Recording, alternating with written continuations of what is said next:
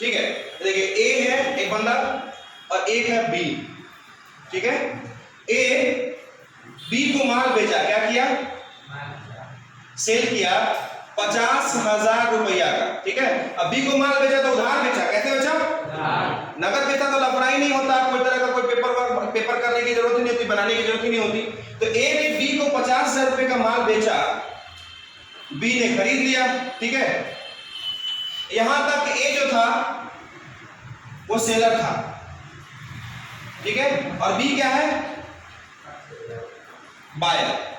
अब उधार माल बेचा है तो ए को एक डेट पे पैसा चाहिए, कितने का, एक डेट पे पैसा चाहिए, कितना पैसा चाहिए, बेचा है भाई, माल बेचा है, सिंपल सी बात है, पैसा चाहिए ही होगा। तो पैसा चाहिए ए को बी से। अब ए बी को, मैंने वही कहा कि ओरली कितना बार भी नॉक करेगा उसको कोई मतलब, बी बाद में मुकर जाएगा कि हमको तो कमे नहीं किए थे पैसा के लिए। तो ये ने क्या किया कि जिस दिन माल बेचा ना उसी दिन इसके ऊपर एक बिल लिख दिया, क्या लिख दिया, एक बिल लिख दिया। तो बिल लिखने को बोलते हैं बिल ड्रॉ करना, क्या बोलते हैं, बिल या चेक, ये सब ड्रॉ किया जाता है, क्या कहता है, राइट नहीं किया जाता है, लिखने को बोलते हैं राइट, लेकिन यहाँ पर बिल ड्रॉ किया जाता है, ड्रॉ मतलब भी लिखना ही होगा, ठीक है। बिल हो गया, चेक हो गया, ये सब ड्रॉ किया जाता है, ठीक है। तो ड्रॉ कर दिया बिल। अब जैसे ही बिल ड्रॉ किया ना तो क्या होगा कि ए जो है वो बन जाएगा, पहले क्या था, सेलर, पहले क्या था बेटा, सेलर, अब क्या हो गया, और जैसे ही ये बायर था तब ये क्या हो गया, ड्रॉइंग, ठीक है, ड्रॉर, ड्रॉइंग, बात समझ में आया। पहले ये क्या था, विक्रेता, ठीक है, और ये क्या था पहले, क्रेता। ये हो गया ड्रॉर, इसको बोलते हैं हम लोग हिंदी में लेखक। लेखक मतलब किताब का लेखक नहीं, ड्रॉर जो बिल लिख रहा है, जिसने उधार बेचा है या उधार दिया है। हम सिंपल सी बात कहें, बिल तभी ना किसी के ऊपर लिखेगा जब या तो आपका कुछ उसके बाकी होगा या आपने कभी उसको उधार बेचा होगा, ठीक है, सिंपल सी बात। ये ड्रॉर है और ये है आपका ड्रॉइंग, इसको बोलते हैं हम लोग स्वीकार करता। देखिए यहां पे एक चीज, कहानी समझिए फिर से। एक आदमी है, एक सेलर है, बी को माल बेचा, किसको बेचा, उधार बेचा, नगद बेचा तो कोई लफड़ा ही नहीं था, उधार बिल बनाने का, बिल लिखने का। तो ए ने बी को माल बेचा, बी ने स्वीकार किया, माल का कीमत था 50,000 रुपया, समझ गए यहां तक। फिर ए बी से अपना पैसा डिमांड करने के लिए उसके ऊपर एक बिल लिखा, क्या लिखा, बिल लिखा। उस बिल का कीमत था 50,000 रुपया, कितना था, 50,000 रुपया। ड्रॉर ए जैसे ही बिल लिखता है, सेलर तो क्या बन जाता है, ड्रॉर, सेलर तो है ही, अभी भी सेलर है और आगे भी रहेगा, लेकिन अब वो क्या बन गया, सेलर से ड्रॉर, अब वो बन गया drawer. Is that clear, drawer बन गया। और जिसके ऊपर बिल लिखा जाता है उसको क्या बोलते हैं, ड्रॉइंग, क्या बोलते हैं, ड्रॉइंग, ड्रॉइंग, क्या बोलते हैं, ड्रॉइंग। Is that clear. चलिए अब इसमें एक टेन्योर होता है कि हाँ आपको इतना दिन के भीतर बिल पे कर देना है। तो जब तक ड्रॉर ने ड्रॉइंग के ऊपर बिल लिखा है तब तक ड्रॉर और ड्रॉइंग है, लेकिन जब ड्रॉइंग के पास वो बिल जाएगा कि हाँ हमको 1 महीना के भीतर या 15 दिन के भीतर या 20 दिन के भीतर हमको पेमेंट कर देना है, और ड्रॉइंग ने उसको लिया और उसमें सिग्नेचर करके एक्सेप्ट करके दे दिया, तब से वो क्या बन गया, एक्सेप्टर। जब तक ड्रॉइंग के सामने वो बिल नहीं आया है, हम भेजे मान लीजिए कि आयुष को उसके घर एक बिल, वो बिल देखा, एक्सेप्ट किया, सिग्नेचर किया, तो वो हो गया एक्सेप्टर। क्या हो गया, उससे पहले वो था ड्रॉइंग। बात समझ में आ रही है, एक्सेप्टर और ड्रॉइंग में कुछ यहां तक में ड्रॉइंग ही एक्सेप्टर होता है और एक्सेप्टर ही, बस सिचुएशन चेंज के हिसाब से, सिचुएशन के चेंजिंग के हिसाब से जो है वो उसका औहदा, उसका रूप बदल जाता है, ठीक है। यहां तक कोई दिक्कत नहीं। हाँ वही बंदा ड्रॉइंग ही एक्सेप्टर हो जाता है, बिल जो रिसीव करेगा वही एक्सेप्टर बन जाएगा। बहुत ध्यान से सुनिएगा, बहुत मजेदार चैप्टर है। शुरुआत में थोड़ा सा डिफिकल्ट लग सकता है, थोड़ा सा पेच लग सकता है, जहां भी पेच होगा वहां हमसे पूछिएगा कि हाँ सर ये प्रॉब्लम है, हम सॉल्व करके ही आगे बढ़ेंगे, ऐसे नहीं बढ़ेंगे। ड्रॉइंग क्लियर हो गया, यहाँ तक में कोई डाउट नहीं। अब बिल का जो है ना एक टेन्योर होता है, इसे मैक्सिमम कितना दिन का होता है, 90 डेज, ठीक है। बिल जो लिखाता है बेसिकली 90 डेज से ज्यादा का, ठीक है। ग्रेस पीरियड मिलता है इसमें 3 दिन का। ग्रेस पीरियड कितना दिन का बेटा? ग्रेस पीरियड जैसे मान लीजिए कि आज आपका डेट मैच्योरिटी का डेट पूरा है, तो आज से 3 महीना, आज पूरा 3 महीना हो गया, आज से 3 महीना आपको बिल पहले बिल लिखे थे, तो आपको 3 महीना से 3 दिन बढ़ाकर आपको टाइम दिया जाता है। इस बीच में आप हमको पेमेंट कर दीजिए। आप उससे पहले कर दे तो अच्छी बात है, नहीं तो आपको फिर 3 दिन का नॉकिंग पीरियड मिलता है, आपको 3 दिन का एक्स्ट्रा टाइम मिलके आपको उसको पेमेंट उस बीच में कर देना है। और उस बीच में भी आप नहीं कर पाए तो फिर उसको हम लोग बोलते हैं डिजोनर, वो अलग केस पढ़ाएंगे, वो आधा चैप्टर के बाद पढ़ना है, ठीक है। इज दैट क्लियर बच्चों? इतना तक तो कोई डाउट नहीं होना चाहिए मेरे हिसाब से। चलिए, ड्रॉ, ड्रॉई, एक्सेप्टर, ये हो गया। अब जैसे मान लीजिए इस बिल का 4 गति होता है।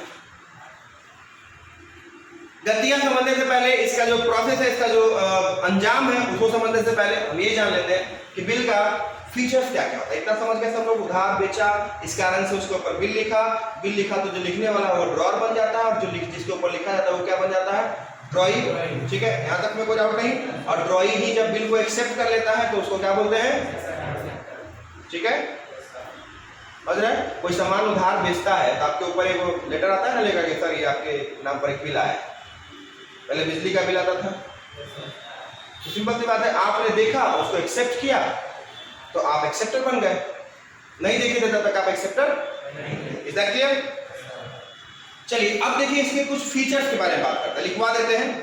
सबसे पहले बिल जो है वो रिटेन होना चाहिए। क्या होना चाहिए? The bill of exchange must be in writing, ये लिखित होना चाहिए। क्या होना चाहिए बेटा? लिखित। लिखित मतलब मतलब ऑन पेपर होना चाहिए, ठीक है। पहला ये राइटिंग में होना चाहिए। इसमें एक ऑर्डर होता है कि मुझे या मेरे द्वारा भेजे गए किसी व्यक्ति को इतना पैसा दे दीजिए। जरूरी है कि हम जिसके ऊपर बिल लिखे उसके बाद हम ही जाकर पैसा लेंगे। तो जो पैसा पाएगा उसको पेई बोलते हैं। क्या बोलते हैं? पेई मतलब प्राप्तकर्ता। क्या बोलते हैं इसको हम लोग? प्राप्तकर्ता। Is that clear? जो प्राप्त करता है, जैसे मान लीजिए कि अब 3 महीना बाद हम जा रहे थे उस तरफ से, तो हम बोलेंगे लाओ तेरे चेकवा, हम जब बिल वाला होता है हम जाते भजा लेंगे, अब हम ले लेंगे उस बंदा से पैसा, ठीक है। तो हम खुद पे ही हो गए। नहीं तो हम बादल को भेज दिए तो हम हो गया पे ही, ठीक है। हम किसी और को भेज दिए तो वो हो गया पे ही। मतलब जिसके हाथ में पैसा आएगा या जिसको भुगतान करने का, जिसको भुगतान पाने का अधिकार होगा उसको पे ही बोलते हैं। चेक पे भी पे ही लिखा रहता है, देखते हैं रहता है कि नहीं? पे। और एक होता है होल्डर, धारक। सोचिए बेटा, नहीं, होल्डर का मतलब जिसके हाथ में वो होता है। जैसे आज है 10 अक्टूबर, 10 अक्टूबर के डेट में वो चेक मेरे पास है, चाहे वो बिल मेरे पास है, तो हम होल्डर होते हैं। 10 अक्टूबर के डेट में वो बिल इसके पास में है तो ये हो गए होल्डर। अरे साइकिल लगाने जाते हैं स्टैंड में तो उसका टोकन देता है। अब जिसके पास टोकन होगा वही ना साइकिल निकालेगा। आपका दोस्त चल गया ऊपर, निकल गया पार्किंग से, आपके पास है नहीं, आप लेके गेट पर खड़ा है, आप किली कर रहे हो, फोन नहीं उठा रहा है, और आपको रोके हुए गेट में टोकन दीजिए तो साइकिल जाने देंगे। उसका ड्यूटी है ना, वो आपका वहां भुगताना जायज नहीं है। तो जिसके पास वो रहेगा उसी को, तो उसको बोलते हैं होल्डर, जिसके डेट पे लास्ट डेट तक वो बिल हाथ में जिसके पास होता है। Is that clear? यहां तक में हमको नहीं लगता कि कोई दिक्कत होगा। तो इसमें 5 टर्म आया है। पहला तो ड्रॉर, दूसरा ड्रॉई, तीसरा एक्सेप्टर, चौथा पेई और 5वां holder.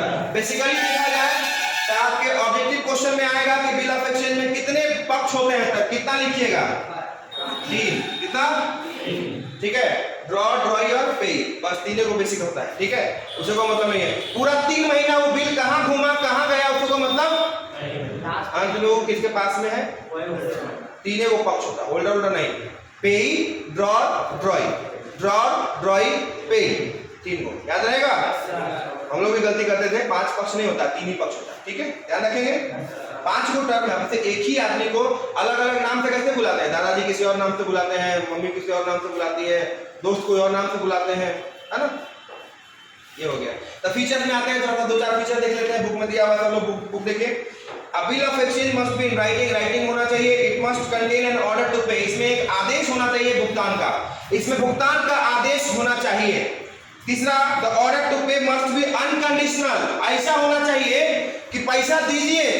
The order must be unconditional, मतलब ऐसा नहीं कि पैसा दीजिए ना तो शाम को उठवा लेंगे. ये कंडीशन, या तो आप पेमेंट कीजिए या तो अन्यथा ये सब नहीं रहता. इसमें क्या नहीं रहता? अदरवाइज पैसा दे दीजिए ना तो अदरवाइज ये कर देंगे वो कर देंगे, ऐसा कुछ कंडीशन. आपका गाड़ी छीन लेंगे, आपका साइकिल छीन लेंगे, आपका ये कर लेंगे, आप ऐसे कुछ कंडीशन इसमें नहीं होता. बिल ऑफ एक्सचेंज बहुत व्यवसाय जो है वो शरीफ लोगों का काम है, ठीक है. तो ऐसा कुछ कंडीशन नहीं होता, आप उसको करना ही है. लीगली जाइए उसके अगेंस्ट, आप उसको कुछ हार्म नहीं कर सकते अगर पैसा बंदा नहीं दे रहा है तो ये तीसरा फीचर है, अनकंडीशनल होता है. फीचर समझ लीजिएगा, किसी चीज के बारे में गहराई से जान जाइएगा, वो चैप्टर बहुत आसान हो जाएगा आपके लिए. तो पहला तो है भैया ये एक रिटन होना चाहिए, रिटन पेपर होना चाहिए. दूसरा, it must contain an order to pay, एक ऑर्डर होना चाहिए इसको पे करने के लिए. तीसरा, ये अनकंडीशनल होगा कि अन्यथा अथवा या फिर ऐसे वैसे, ये सब कुछ इसमें नहीं होगा. चौथा, it must be signed by the drawer, drawer जो लिखा है उसके द्वारा साइन होना चाहिए, ठीक है. The drawer, ड्रॉई and paying must certain, देखो मस्ट बी सर्टेन, तीनों पक्ष बोला ना. ड्रॉअर होना चाहिए क्लियर, और ड्रॉई के ऊपर बिल लिखेगा तो ड्रॉई भी क्लियर होना चाहिए. और पेई जो बंदा रिसीव करेगा, इसको भेजा जाएगा पैसा प्राप्त करने के लिए, तो ड्रॉअर बोलेगा कि या तो हम आएंगे या मेरे द्वारा भेजा गया कोई व्यक्ति जाएगा, किसी थर्ड पार्टी को पैसा आप नहीं दीजिएगा. बात समझ गए? लॉक कर दें. चौथा पॉइंट के बाद पांचवा पॉइंट, छठा देखिए, the sum payable must be certain, कितना अमाउंट देना है वो भी लिखा होना चाहिए. चेक पे देखते हो लोग लिख करके बाद में, इसे देखो 50,000 लेना है तो 50,000 लिख करके ऐसे कर देता है लोग, ताकि इसके बाद कोई जीरो ऐड, और उसके बाद 50,000 लिखने के बाद उसको वर्ड में भी लिखना होता है कि कोई मान लीजिए जीरो घुसा भी दे उसमें तो वर्ड तो नहीं चेंज कर देगा, जैसे चेंज करेगा तो ओवरराइटिंग हो जाएगा, चेक डिजोनर अपने आप जो है वो चेक जो है वो डिजोनर हो जाएगा. बात समझ में आ गई? क्लियर है? तो इसमें ना एक निश्चित राशि के बारे में, भुगतान के बारे में लिखा रहता है कि 50,000 है तो 50,000, लमसम लगभग में नहीं रहता है. बात समझ रहे हैं?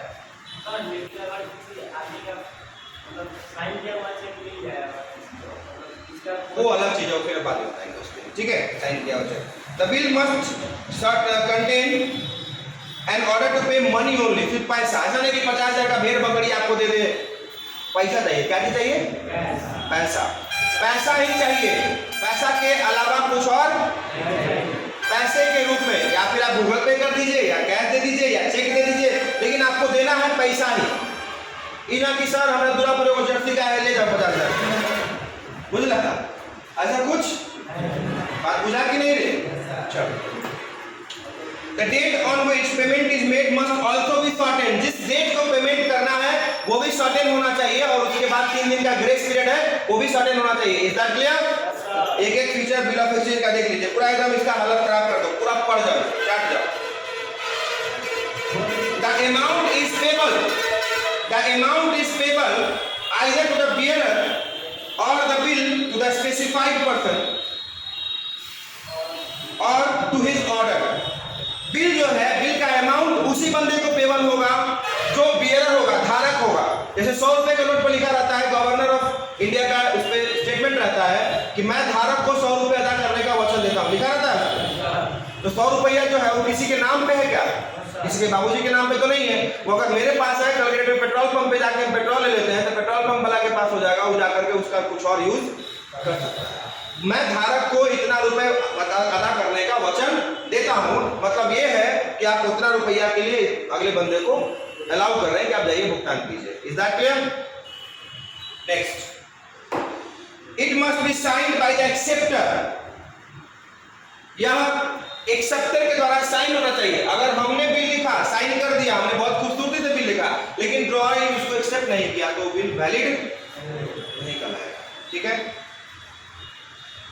It must be stamped as per the requirement of law. Law के रिक्वायरमेंट के लिए इसमें एक स्टाम्प होना चाहिए, चाहे वो 5 रुपये का हो, चाहे वो 10 रुपये का हो, चाहे 50 रुपये का हो, चाहे 1000 का हो, जो भी हो, उस पर एक स्टाम्प होना चाहिए. बिना स्टाम्प का बिल ऑफ एक्सचेंज वैलिड नहीं होता है. Is that clear? चलिए, ये हो गया, आपको पार्टीज बता ही दिए हुए हैं. ठीक है? अब देखिए बिल के काइंड्स के ऊपर बात करेंगे. पहले इसको आप लोग इतना समझ में आ गया ना आप लोगों को?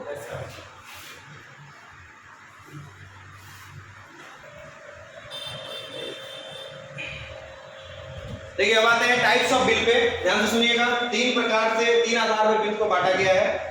टाइप्स ऑफ बिल पे जाएंगे, बिल के प्रकार, बिल कितने प्रकार के होते हैं, तो अलग अलग प्रकार के होते हैं। जैसे इंसान का क्लासिफिकेशन होता है ना, मनुष्य का क्लासिफिकेशन होता है कि रंग के आधार पे, हाइट के आधार पे, उसके बाद आपका क्या बोलते उसको, टैलेंट के बेसिस पे, आईक्यू के बेसिस पे क्लासिफिकेशन कर सकते हैं ना। तो उस तरह से आप बिल को भी अलग अलग आधार में बांटते हैं। सब चीज को बराबर मापने से अच्छा है कि उसको अलग अलग आधार पे क्लासिफाई करें। तो अलग अलग आधार पे जब क्लासिफाई करेंगे तो सबसे पहले क्लासिफाई करेंगे on the basis of time, दूसरा होता है on the basis of nation, और तीसरा होता है on the basis of usage. ठीक है, तो ये हो गया, मतलब पहला तो समय के आधार पे, समय के आधार पे ऐसे बिल जिनके संबंध में समय का कहीं ना कहीं कुछ ना कुछ उल्लेख होता है, उसको बोलते हैं समय के आधार पे बिल। अब समय के आधार पे दो तरह का हो सकता है, एक है साइट बिल या डिमांड बिल, कि अगला देखा, जब आपने किसी के ऊपर बिल लिखा और अगले को देख करके तुरंत उसका भुगतान करना है, सोचना नहीं है, 3 महीने का समय नहीं लेना है, कोई टाइम ड्यूरेशन एक्स्ट्रा नहीं बर्बाद करना, देखना और दे देना। क्या बोलते हैं उसको? Site bill. क्या बोलते हैं? इसमें कोई टाइम नहीं होता है कि आप 2 महीना, 1 महीना, 10 दिन, 5 दिन देखे कि हाँ फलाना डिमांड किया है, देखे और निकाले के दे दिए पैसा। तो क्या बोलते हैं हम लोग? Site bill. Is that clear? दूसरा होता है टर्म बिल। टर्म बिल में एक टाइम होता है कि हाँ 2 महीना, 3 महीना, 90 दिन, 45 दिन, 10 दिन, 20 दिन, महीना दिन, ऐसे करके टेन्योर बना होगा। ठीक है, ध्यान रहेगा, इसमें वही चीज होता है। तीसरा पॉइंट है, दूसरा बेटा, ये दोनों समझ में आ गया। इसमें टाइम नहीं मिलता है, देखकर तुरंत देना पड़ता है। ठीक है, और इसमें क्या होता है, एक टाइम प्रॉपर आपको मिलेगा कि हाँ 15 दिन या 20 दिन या महीना दिन या 3 महीना तक मैक्सिमम आपको पे कर देना। उसको बोलते हैं मियाद बिल हिंदी में, और या फिर टाइम बिल। क्या बोलते हैं बेटा? On the basis of nation, राष्ट्र के आधार पे, नेशन के आधार पे, राज्य देश के आधार पे। ऐसे होता है, देखिए इंग्लैंड बिल, देसी बिल, जब एक ही देश का व्यक्ति अपने ही देश के किसी अन्य व्यक्ति के ऊपर बिल लिखता है। जैसे गोवा का कोई आदमी जो है वो गुजरात के किसी आदमी के ऊपर बिल लिखा, दोनों इंडिया में है, तो क्या बोलेंगे? देसी बिल। क्या बोलते हैं? जैसे दिल्ली का कोई आदमी लखनऊ के किसी आदमी के ऊपर बिल लिखा, मुजफ्फरपुर का कोई आदमी जो है वो बनारस के किसी आदमी पे बिल लिखा, तो ये क्या कहलाएगा? देसी बिल कहलाएगा। क्या कहलाएगा बेटा?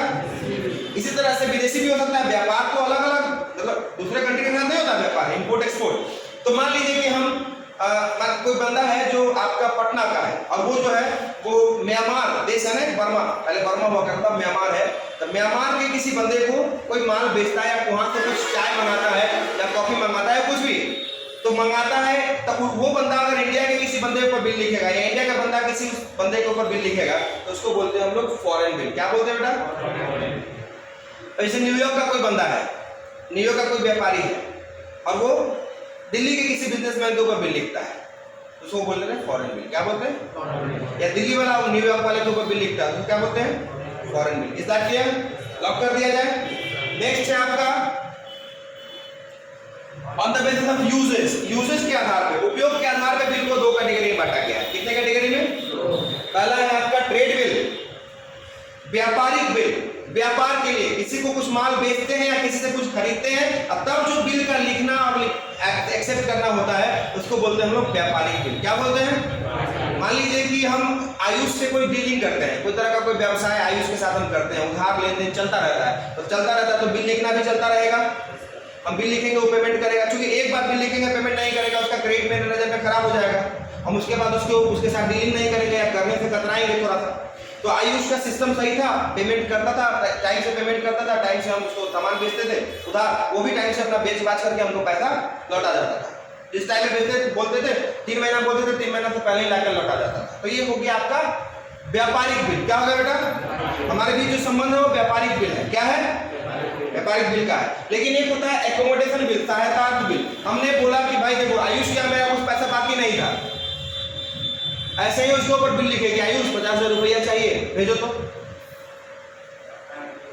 सहायता के रूप में दिया, अब फिर हम उसको लौटा देंगे।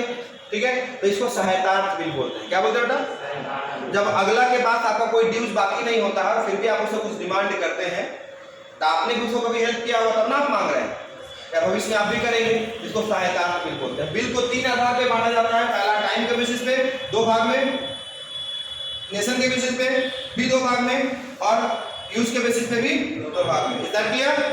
आज का इतना ही रहने दीजिए, देख लीजिए इसमें जो डाउट होगा आप आसानी से इसको समझिएगा और जहां पर डाउट होगा आप लेकर के आएंगे, फिर कल हम लोग इसके आगे चर्चा करेंगे। कोई दिक्कत यहाँ तक में?